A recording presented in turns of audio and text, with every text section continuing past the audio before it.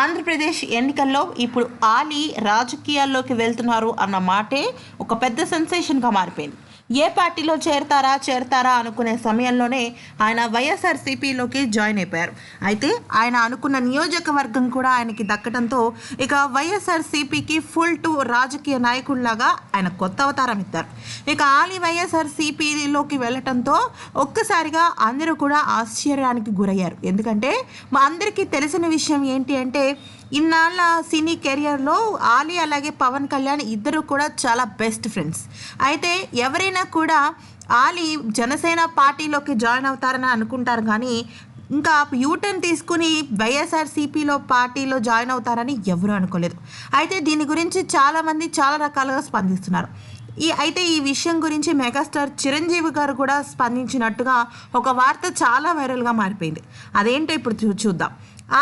ఆలీ వైఎస్ఆర్సీపీ పార్టీలోకి జాయిన్ అయిన తర్వాత చిరంజీవి గారి దగ్గర నుంచి ఫోన్ వెళ్ళినట్టు తెలుస్తుంది.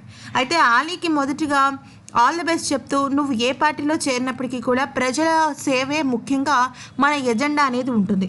రాజకీయాల్లో పూర్వానుభవం ఉన్న నేను ఈ విషయం గురించి నేను నీకు చెప్దాం అనుకున్నాను. మనకి కావాల్సింది పార్టీ కాదు, ముఖ్యమైనది పార్టీ శ్రేణులు కాదు, మనకి ముఖ్యమైనది ప్రజలే. ప్రజల అండదండలు అలాగే ప్రజల సేవను నమ్ముకుంటే ఏ ఒక్క రాజకీయ నాయకుడైనప్పటికీ కూడా ప్రజల మనిషి అవుతాడని డంకా బజాయించి మరీ చెప్పారట ఆలీతో. ఇక జనసేన పార్టీ గురించి వస్తే తమ్ముడి దానిలో చేరితే ఏంటి, వేరే పార్టీలో చేరితే ఏంటి, ఏదైనా సరే మనం ముందుకు వెళ్ళాలి, మనం అభివృద్ధి చూసుకోవాలి తప్ప పార్టీ అనేది చిన్న విషయం. ఇక తమ్ముడు గెలిచినా నువ్వు గెలిచినా ఎవరు గెలిచినా కూడా నాకు సంతోషమే, నువ్వు కూడా నా తమ్ముడు లాంటి వాడివే అని చెప్పడంతో ఆలీ కొద్దిగా భావోద్వేగాలకి లోనైనట్టు తెలుస్తుంది.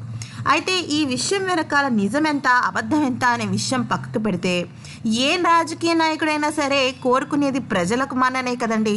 అదే చిరంజీవి గారు కూడా చెప్పి ఉండొచ్చు అని వైరల్ వార్త ఒకటి చక్కర్లు కొడుతోంది.